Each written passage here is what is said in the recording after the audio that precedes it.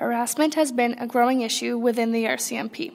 To this day, there have been several court cases from women speaking out about being harassed in the workplace.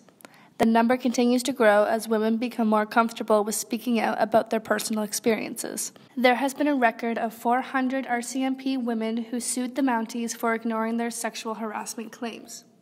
And to make things worse, the RCMP then tried to fire some of the victims related to the sexual harassment claims, as well as officers who were found guilty of raping Indigenous women in British Columbia. What is harassment? Harassment occurs when a member of an organization treats an employee in a disparate manner because of that person's sex, race, religion, age, or other protective classification.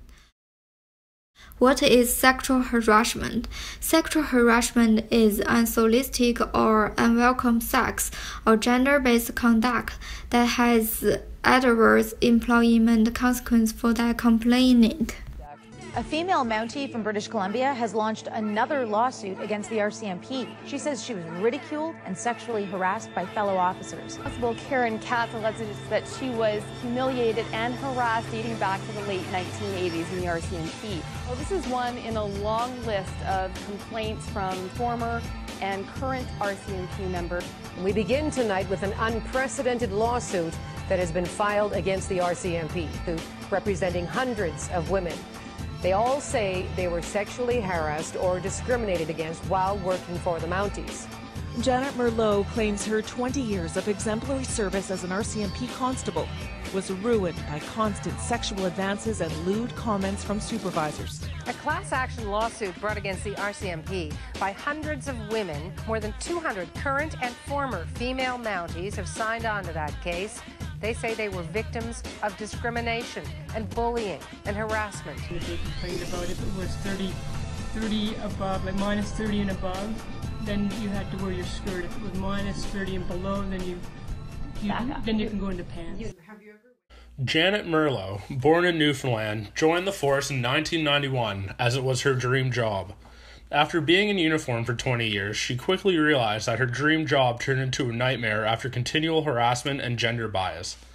After being one of the first females to get promoted to a higher position, there were many biased opinions from men and women saying that this was only possible if she slept her way to the top.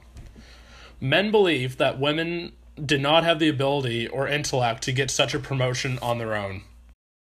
When Janet would go to her supervisor's office to speak with him about files, she was demanded to stand by the doll so he could see who was taller.